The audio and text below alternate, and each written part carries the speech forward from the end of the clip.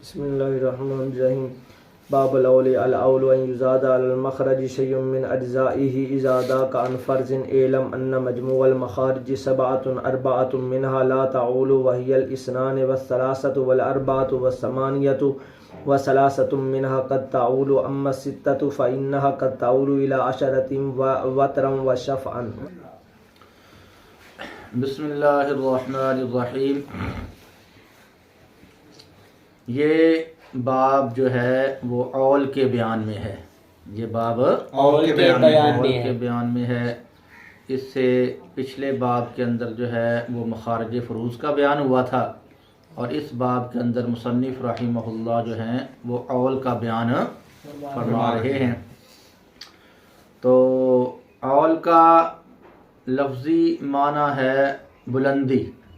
اول کا لفظی معنی ہے بلندی، اور اس کا اصطلاحی معنی ہے کہ مخرج یعنی وہ عدد جس سے مسئلہ بنایا جاتا ہے اس کو بڑا کر دینا.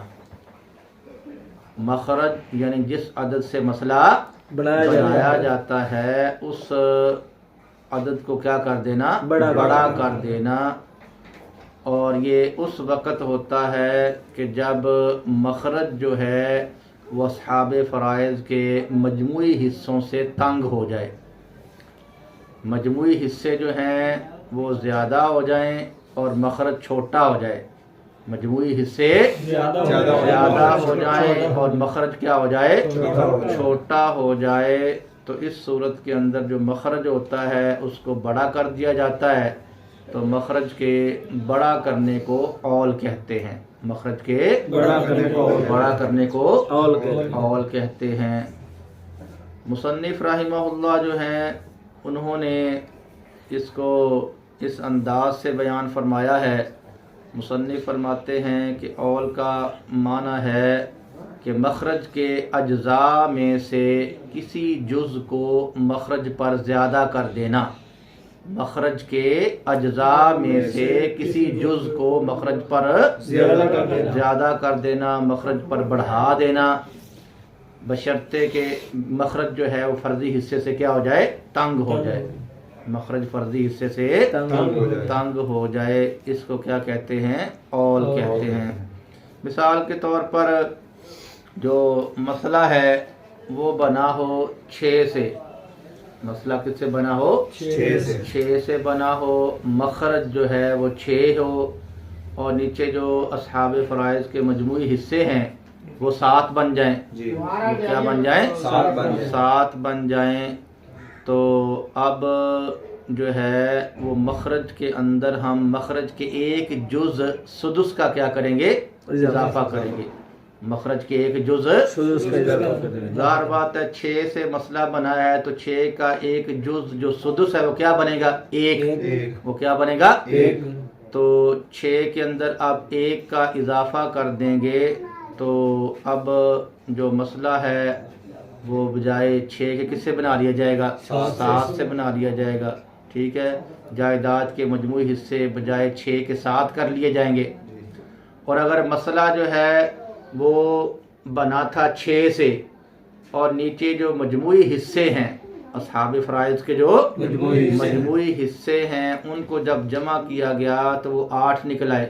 وہ 8 نکل آئے. مسئلہ 6 سے بنا ہوا ہے. مسئلہ 6 سے بنا ہوا ہے. تو اب ہم جو مخرج تھا اس کے اندر مخرج کا ایک جز جو ثلث ہے، مخرج کا ایک جز جو ثلث ہے اس کا اضافہ کریں گے. اس کا کیا کریں گے؟ اضافہ کریں گے. ظاہر بات ہے کہ 6 کا ثلث کتنا بنتا ہے؟ 2 بنتا ہے. 6 کا ثلث 2 بنتا ہے. تو جب ہم 6 کے اندر 6 کے ایک ثلث 2 کا اضافہ کریں گے تو وہ کل کتنے بن جائیں گے؟ 8 بن جائیں گے. کیا بن جائیں گے؟ 8 بن جائیں گے. تو اب جو مسئلہ ہے وہ بجائے 6 کے کس سے بنایا جائے گا؟ 8 سے بنایا جائے گا. یعنی جائیداد کے حصے جو ہیں وہ بجائے 6 کے 8 کر لیے جائیں گے.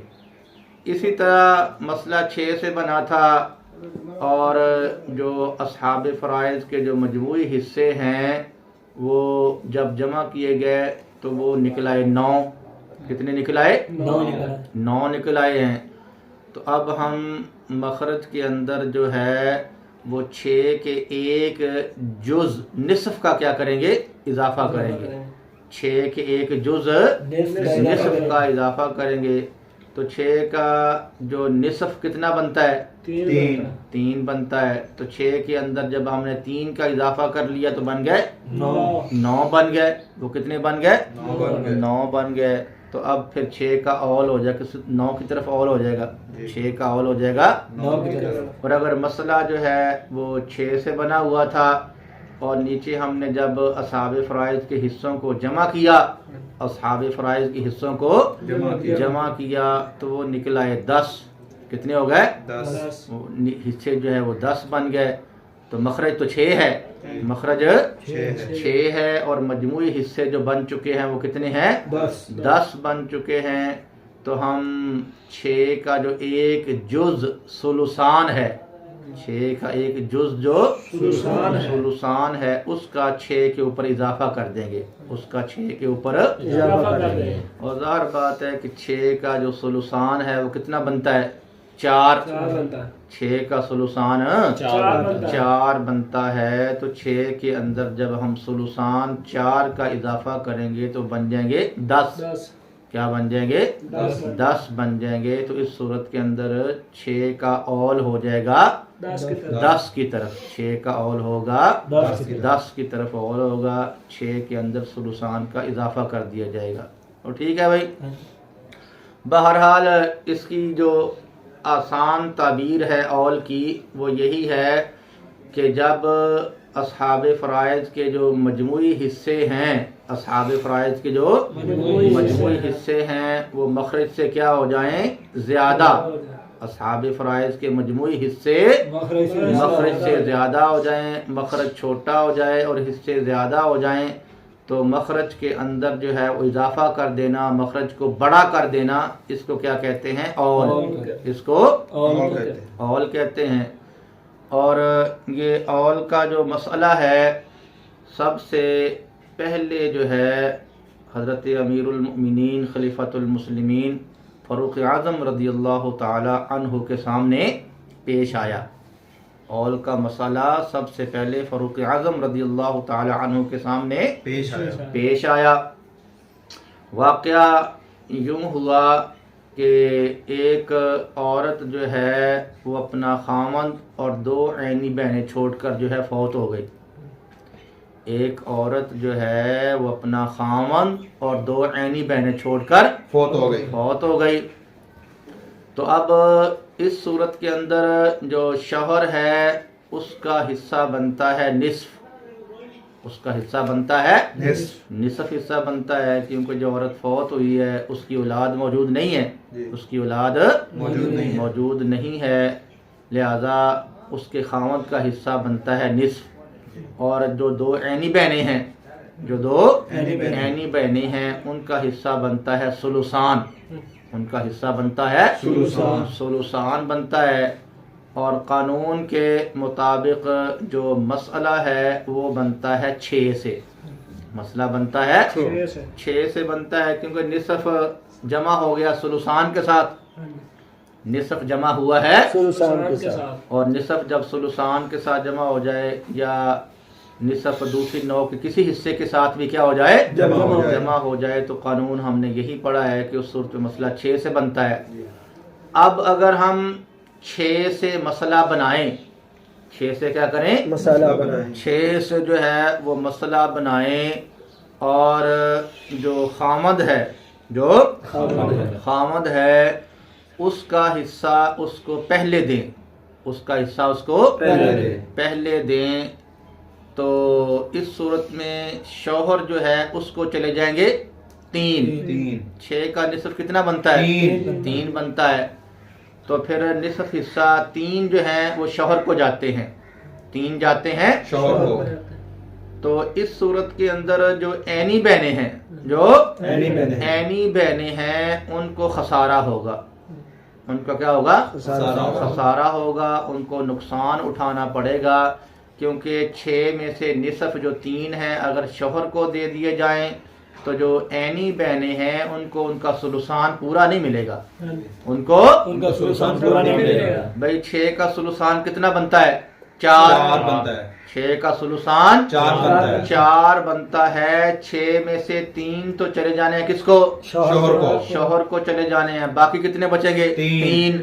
اور یہ جو 3 ہے ظاہر بات ہے کہ یہ 6 کا ثلثان تو نہیں ہے، یہ 6 کا ثلثان نہیں ہے۔ ثلثان نہیں ہے۔ اگر یہاں پر پہلے جو ہے وہ نصف شوہر کو دے دیا جائے، اور اس کا شوہر کا تقاضا بھی یہی تھا، شوہر کا تقاضا بھی یہی تھا کہ مجھے میرا حصہ نصف پہلے دے دیا جائے، تو اگر اس کو اس کے تقاضے کے مطابق نصف اس کا پہلے دے دیا جاتا تو پھر عینی بہنوں کو خسارہ اور نقصان ہونا تھا، یعنی ان کو ان کا جو ثلثان ہے وہ مکمل نہیں ملنا تھا، ان کو ان کا ثلثان مکمل نہیں ملنا تھا، کیونکہ شوہر کو اس کے 3 دینے کے بعد باقی پیچھے 3 بچتے ہیں، اور جو باقی 3 بچتے ہیں یہ 6 کا ثلثان نہیں ہے، یہ 6 کا ثلثان نہیں ہے، 6 کا ثلثان تو 4 بنتا ہے، لہذا عینی بہنوں کو کیا ہو جانا تھا؟ نقصان اور خسارہ، نقصان اور خسارہ ہونا تھا۔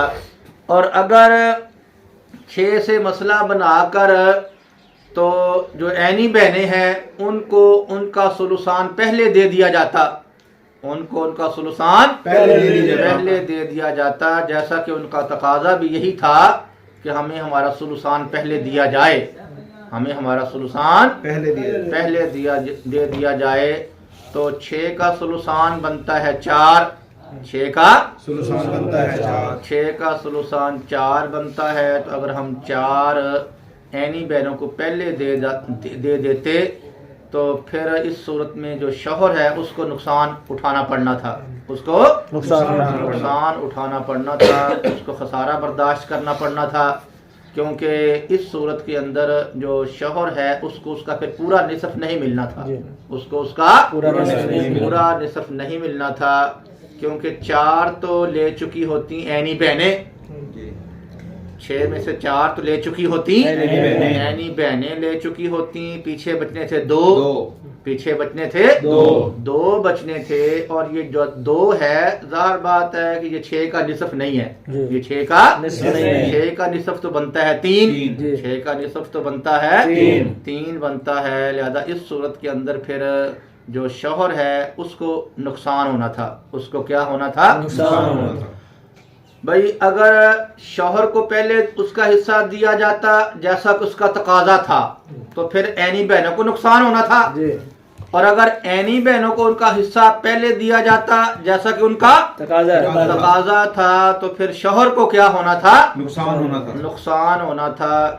اس لیے پھر فاروق اعظم رضی اللہ تعالی عنہ نے صحابہ کرام رضوان اللہ تعالی علیہم اجمعین سے مشورہ کیا، ان سے کیا کیا؟ مشورہ کیا۔ تو حضرت زید بن ثابت رضی اللہ تعالی عنہ جو ہیں انہوں نے اول کا مشورہ دیا، انہوں نے کیا کیا؟ اول کا جو ہے وہ مشورہ دیا۔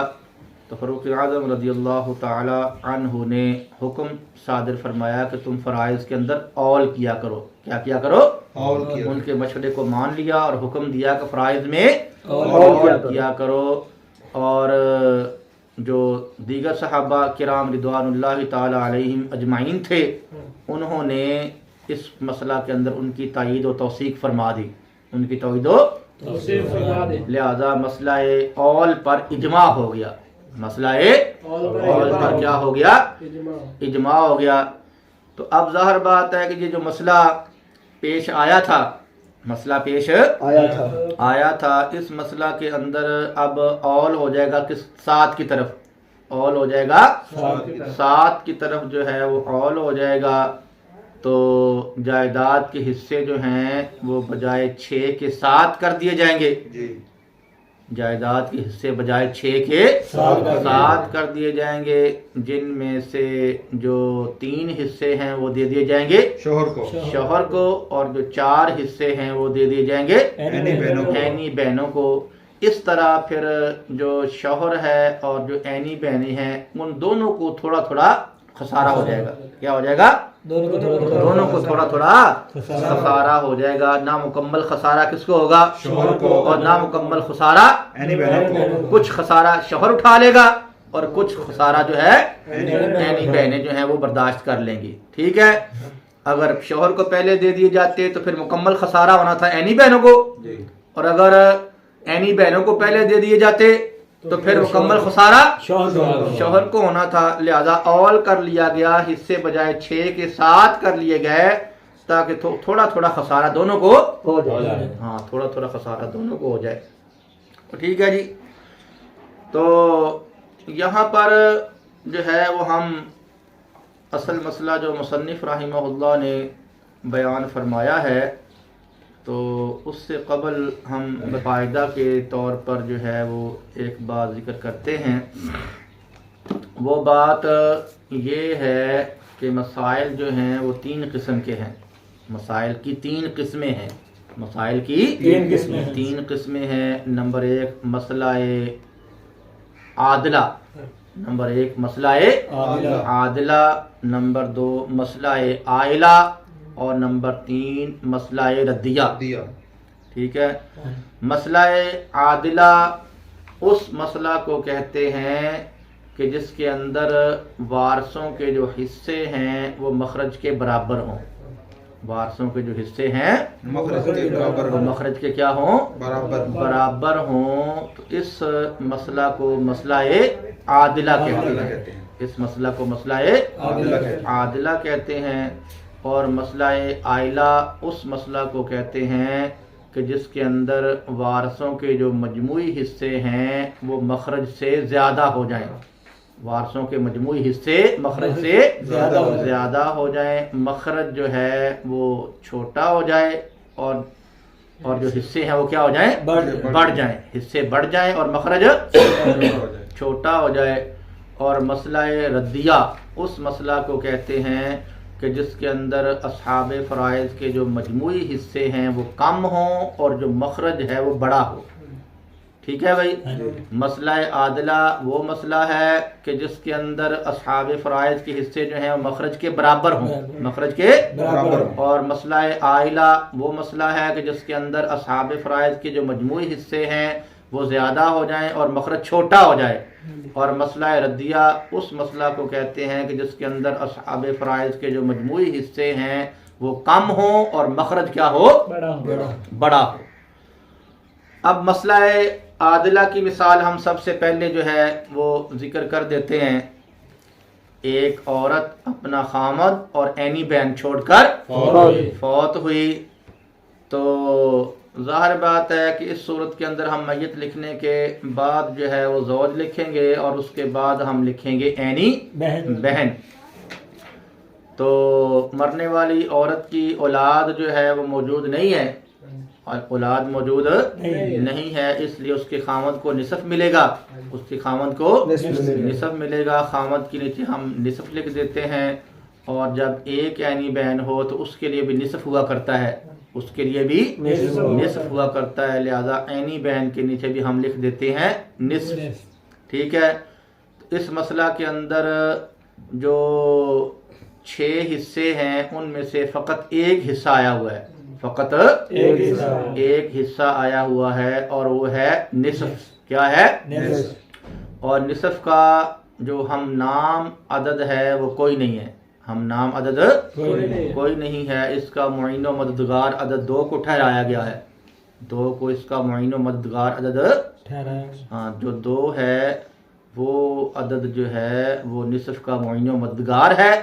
اس لیے ہم پھر مسئلہ کس سے بناتے ہیں؟ 2 سے بناتے ہیں. میت کے اوپر 2 لکھتے ہیں تو 2 کا جو نصف ہے وہ 1 ہے.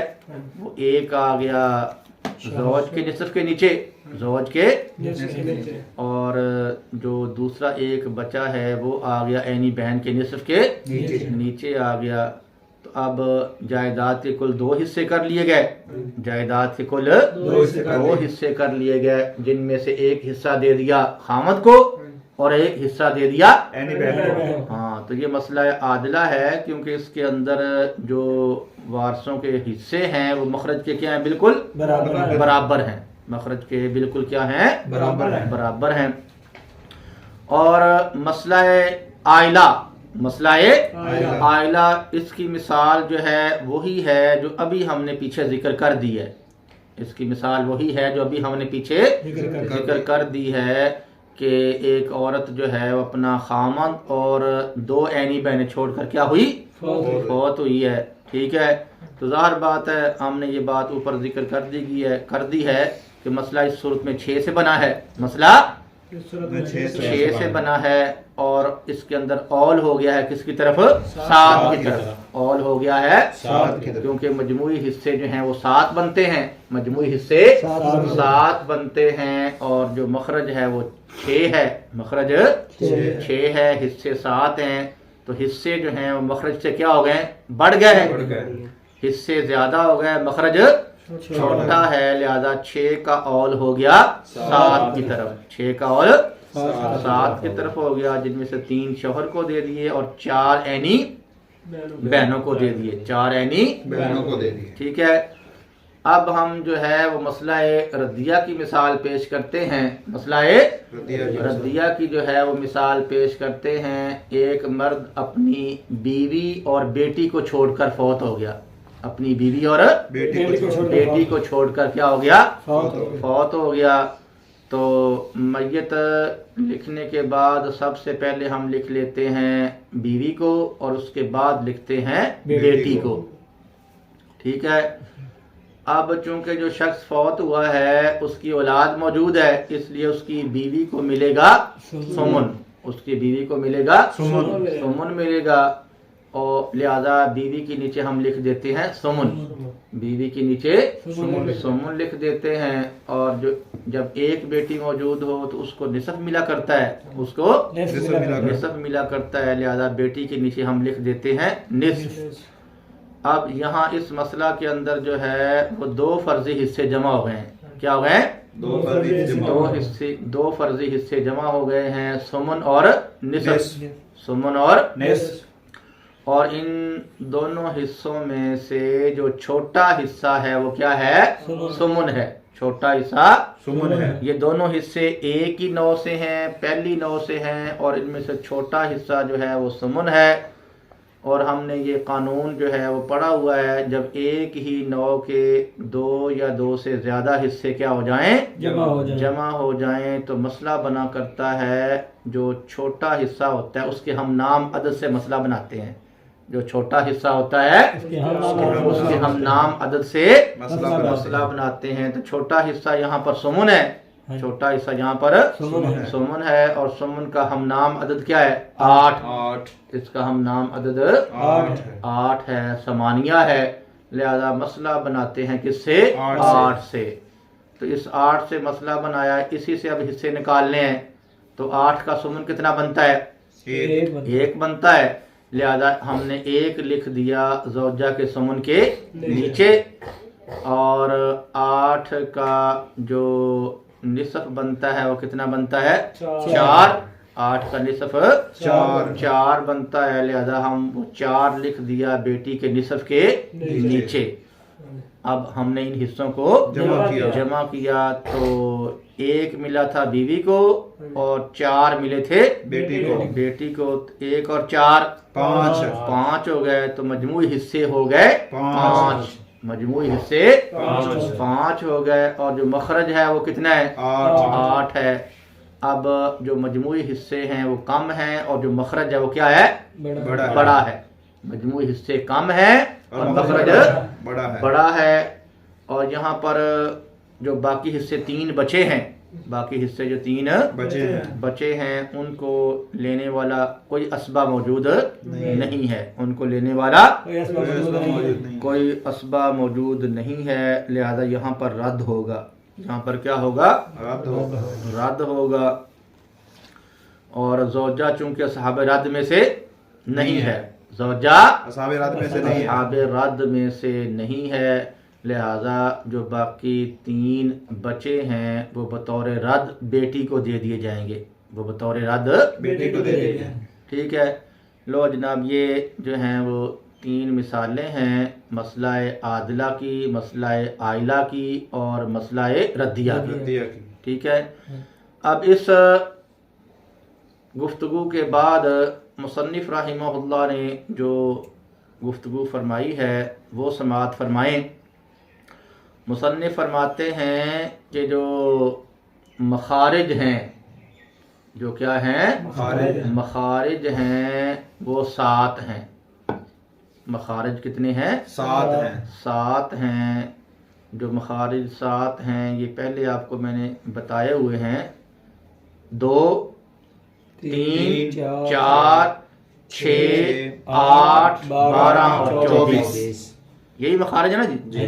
2 3 4 6 8 12 اور 24، یہ 7 جو ہیں وہ کیا ہیں؟ مخارج فروض ہیں۔ یہ 7 کیا ہیں؟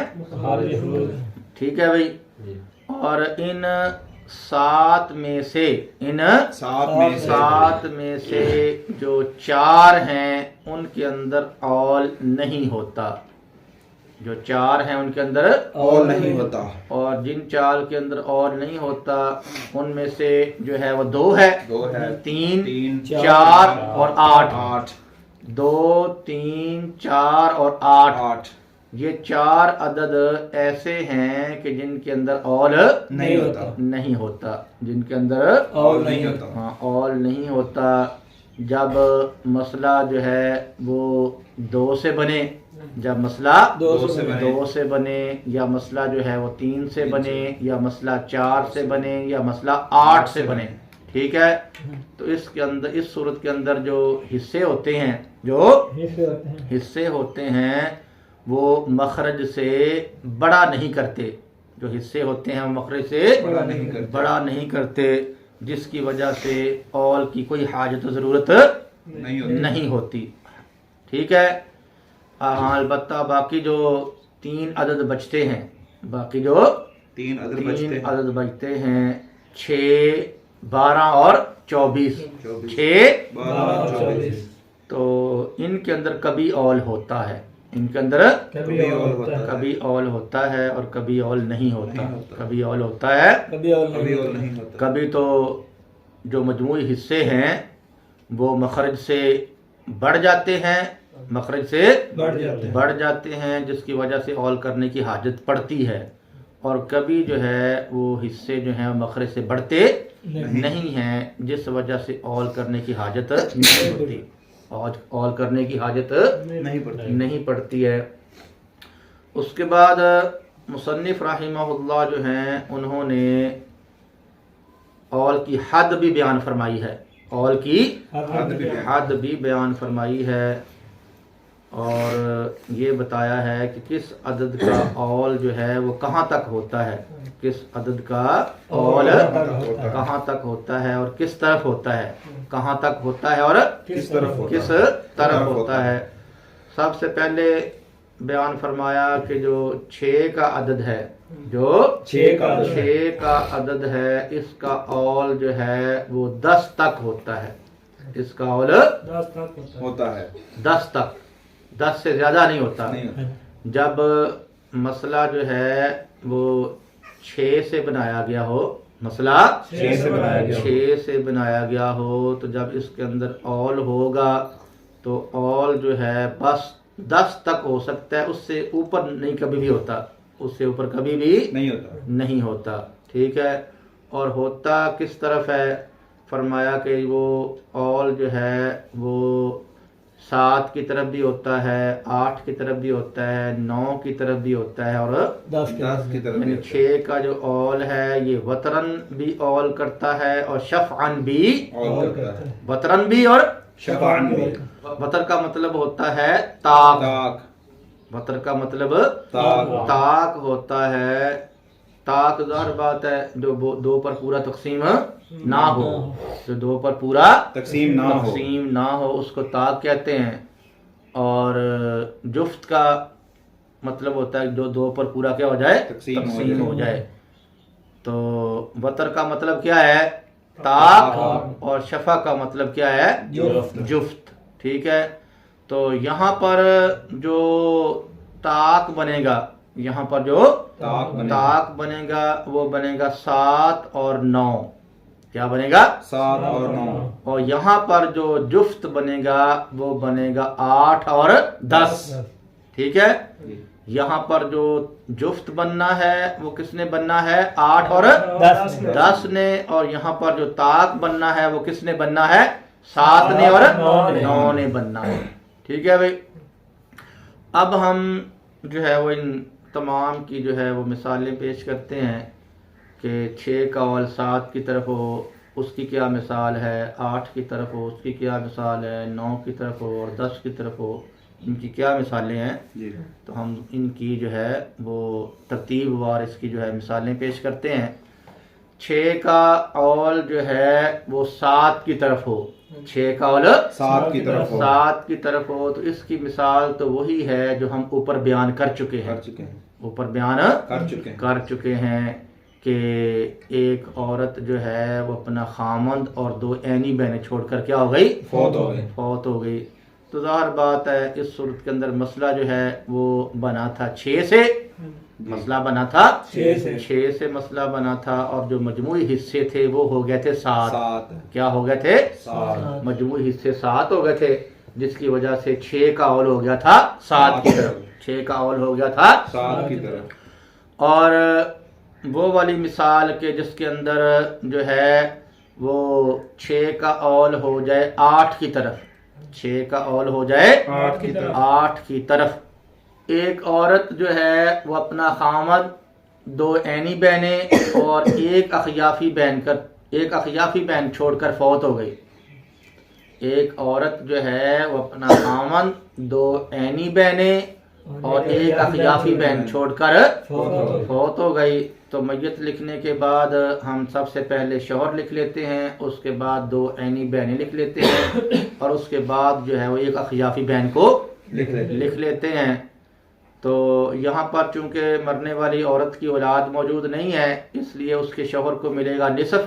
تو شوہر کے نیچے ہم نے لکھ دیا نصف اور 2 عینی بہنوں کو ثلثان ملا کرتا ہے تو ان کے نیچے ہم نے لکھ لیا ثلثان. اور جب ایک اخیافی بہن موجود ہو تو اس کو ملا کرتا ہے سدس ملا کرتا ہے، لہذا ہم نے اخیافی بہن کے نیچے لکھ دیا سدس. ٹھیک ہے. اب یہاں پر جو خامد ہے تو اس کو ملنا ہے نصف ملنا ہے جی. تو پہلی نوع کا جو نصف ہے وہ جمع ہو گیا دوسری نوع کے 2 حصوں کے ساتھ. دوسری نوع کے 2 حصوں کے ساتھ ثلثان اور سدس کے ساتھ جو ہے وہ جمع ہو گیا ہے. اور پہلی نوع کا نصف جب دوسری نوع کے کسی بھی حصہ کے ساتھ جمع ہو جائے تو مسئلہ بنا کرتا ہے 6 سے بنا کرتا ہے. لہذا ہم نے میت کے اوپر لکھ دیا 6 لکھ دیا. تو 6 کا جو نصف ہے وہ بنتا ہے 3. تو 3 ہم نے لکھ دیا شوہر کے نصف کے نیچے. اور 6 کا جو ثلثان ہے وہ بنتا ہے 4 جی. وہ بنتا ہے 4. لہذا 4 جو ہے وہ ہم نے لکھ دیا ثلثان کے نیچے جی. اور 6 کا جو سدس ہے وہ بنتا ہے 1 وہ بنتا ہے 1 لہذا وہ لکھ دیا ہم نے اخیافی بہن کے سدس کے نیچے لکھ دیا. اب آپ ان حصوں کو جو ہے وہ جمع کریں. شوہر کو ملے تھے 3 اور عینی بہنوں کو ملے ہیں 4 3 اور 4 7 ہو گئے اور 1 ملا ہے اخیافی بہن کو 7 اور 1 8 ہو گئے. تو یہاں مجموعی حصے ہو گئے 8 اور مخرج کتنا ہے 6 ہے. لہذا یہاں پر 6 کا اول ہو جائے گا 8 کی طرف. 6 کا اول ہو جائے گا 8 کی طرف ہو جائے گا. جائیداد کے حصے بجائے 6 کے 8 کیے جائیں گے جن میں سے 3 شوہر کو دے دیے جائیں گے، 4 جو ہے وہ عینی بہنوں کو دے دیے جائیں گے اور 1 حصہ دے دیا جائے گا اخیافی بہن کو. ٹھیک ہے بھائی جی.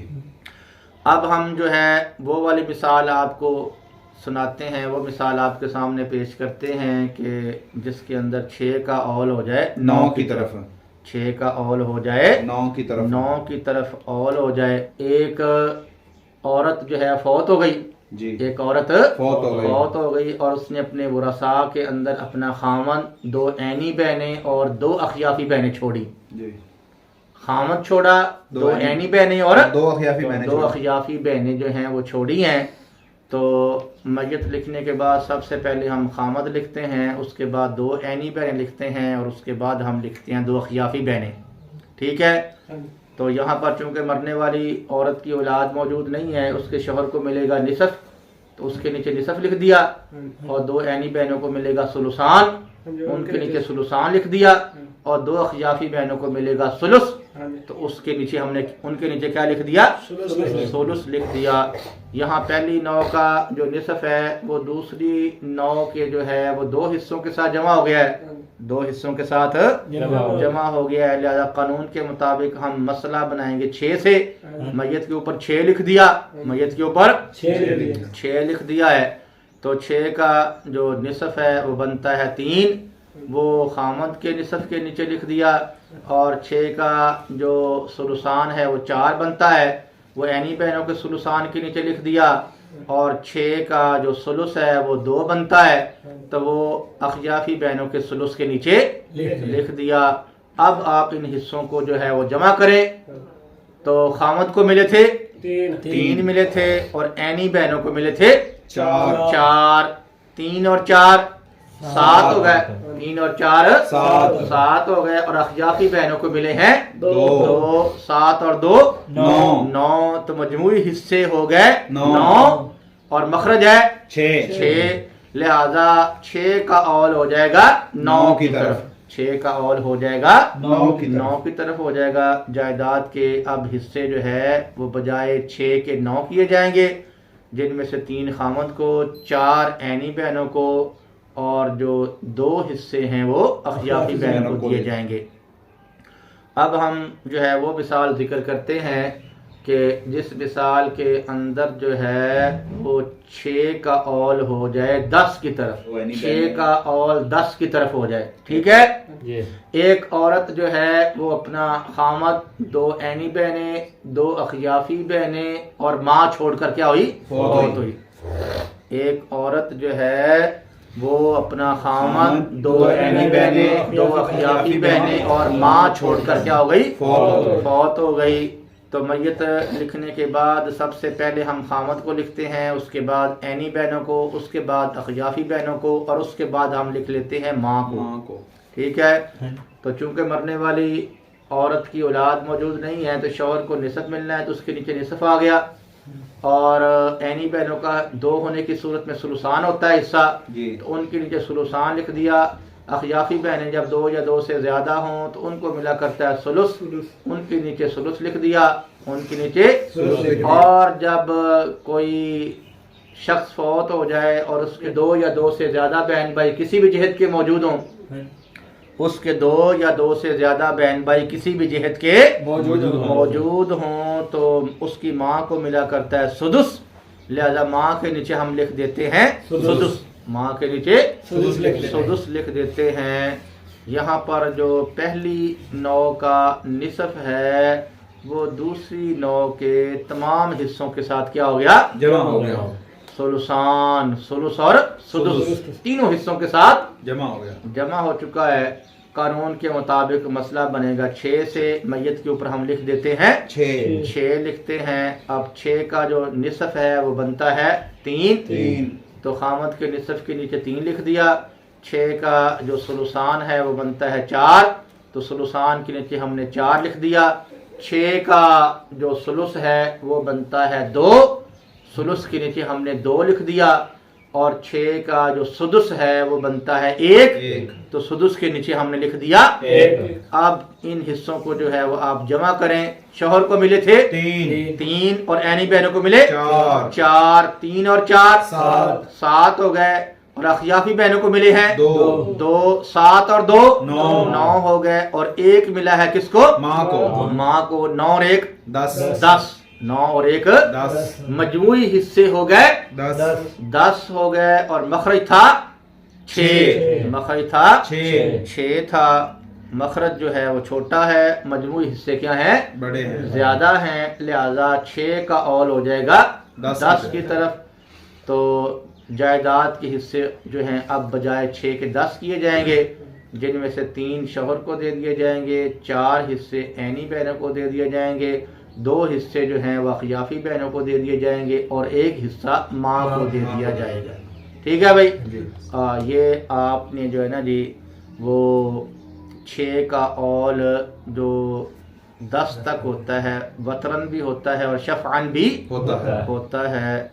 تو اس کی ہم نے جو ہے وہ چاروں مثالیں پڑھ لی ہیں. 6 کا اول جو ہے وہ 7 کی طرف ہو اس کی مثال بھی آ گئی, 8 کی طرف ہو اس کی مثال بھی آ گئی, 9 کی طرف ہو اور 10 کی طرف ہو, سب مثالیں آ چکی ہیں. آپ حضرات جو ہے وہ ان قاعدے کو جو کچھ ہم نے پڑھا ہے اس کو جو ہے وہ اچھے طریقے سے تکرار کریں اس کا.